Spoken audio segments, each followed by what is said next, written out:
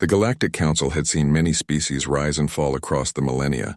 They had witnessed the Korthak Empire's brutal efficiency, the Zelani Collective's technological superiority, and the Vorthon Republic's mathematical precision.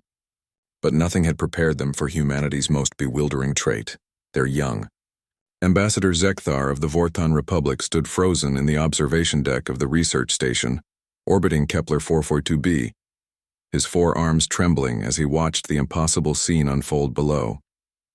Through the reinforced transparisteel, he could see the containment facility that housed the most dangerous predator ever catalogued by the Council, a creature so lethal that even the warmongering Korthak had declared it unfit for weaponization. The Nightmaw of Kepler 442b stood 12 feet tall, its obsidian carapace gleaming under the artificial lights. Its 6 razor-sharp limbs could slice through titanium alloy, and its maw could unhinge to swallow a small shuttle whole. The creature's psychic emanations alone had driven 3 different research teams to madness. It had killed 47 beings in the past month, each death more brutal than the last.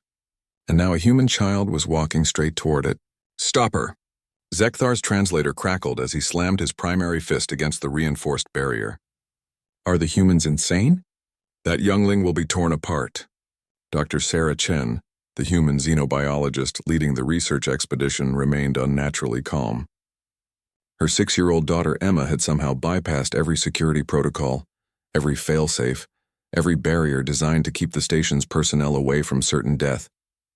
The child wore nothing but her favorite purple dress and carried a worn stuffed animal, a teddy bear Dr. Chen had called it.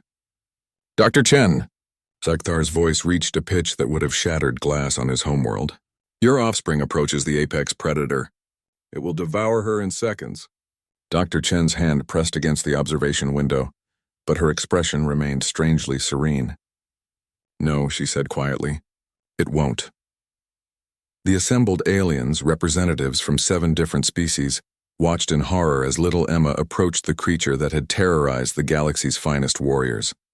The Nightmaw turned its massive head toward her, its dozen eyes focusing with predatory intent. Its maw began to open, revealing rows of teeth like obsidian daggers. Then something extraordinary happened. Emma sat down. Cross-legged on the cold metal floor, she placed her teddy bear in her lap and began to hum. A simple, childish melody that somehow cut through the creature's psychic screaming like sunlight through storm clouds. The Nightmaw paused, its head tilting with an almost curious expression. "Impossible," whispered Veltar, the Korthak military observer. Her battle-scarred hide had seen 1,000 conflicts, but her voice now carried a tremor of something she'd never felt before. Bewilderment. The creature should have struck by now. Its aggression patterns indicate the Nightmaw lowered itself to the ground. The apex predator, the terror of 3 star systems, the creature that had reduced grown warriors to gibbering wrecks, settled onto its belly before a human child who couldn't have weighed more than 40 pounds.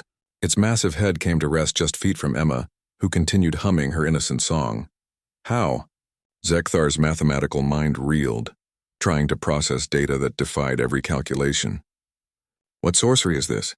Dr. Chen's eyes never left her daughter. "It's not sorcery. It's just humanity." Emma reached out with one small hand and gently touched the creature's snout. The Nightmaw's eyes closed, a sound almost like purring emanating from its throat, a sound that none of the galaxy's greatest xenobiologists had ever recorded. "You see?" Dr. Chen continued, her voice filled with quiet pride. "Other species evolved to dominate their environment through strength, intelligence, or adaptation.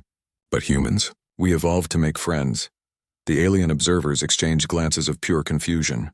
"Our children especially," she went on, "haven't learned to fear what's different. They haven't been taught that something dangerous can't also be lonely." Emma doesn't see a monster. She sees a creature that's been trapped in this facility for months, isolated and afraid, lashing out because it doesn't know how else to communicate. On the chamber floor below, Emma had begun telling the Nightmaw's story about her teddy bear's adventures. The creature listened with rapt attention, its psychic emanations shifting from rage to something resembling contentment. "The youngling shows no fear pheromones," reported Zeskri, the insectoid hive mind representative, his compound eyes wide with amazement. "Her neural patterns indicate complete calm. This should not be possible in the presence of a classtothrene predator. That's because she doesn't see it as a predator, Dr. Chen explained. She sees it as she sees everything else in her world, as a potential friend. Humans spent hundreds of thousands of years turning wolves into dogs, wild cats into companions, and dangerous creatures into partners. It's in our DNA to look at something fierce and ask not, how can we defeat it? But how can we understand it? The night maw had rolled onto its side, allowing Emma to scratch behind what might have been ears.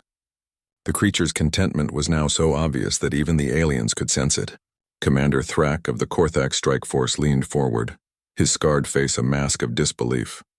My people have fought this beast with plasma cannons and molecular disruptors. We've thrown our finest warriors at it. And this infant defeats it with kindness? She didn't defeat it, Dr. Chen corrected gently. She befriended it. As if to prove the point, Emma giggled as the massive creature nuzzled her with obvious affection. She began braiding what looked like sensory tendrils protruding from its head, chattering away about her favorite colors and the cookies her grandmother made. The Galactic Council representatives stood in stunned silence, watching a scene that would be recounted in their histories for generations to come. A human child, no taller than most species juveniles, had accomplished what their greatest minds and mightiest weapons could not. Ambassador Zekthar's forearms sagged as the implications hit him. If their younglings can do this, what are adult humans capable of? Dr. Chen smiled, finally turning from the window. Ambassador, you're about to find out. The rest of humanity arrives next week. In the chamber below, Emma had fallen asleep against the night maw's warm flank, her teddy bear clutched tight. The creature had wrapped one protective arm around her, its eyes alert but peaceful, standing guard over the tiny human who had seen past its fearsome exterior to the lonely soul within.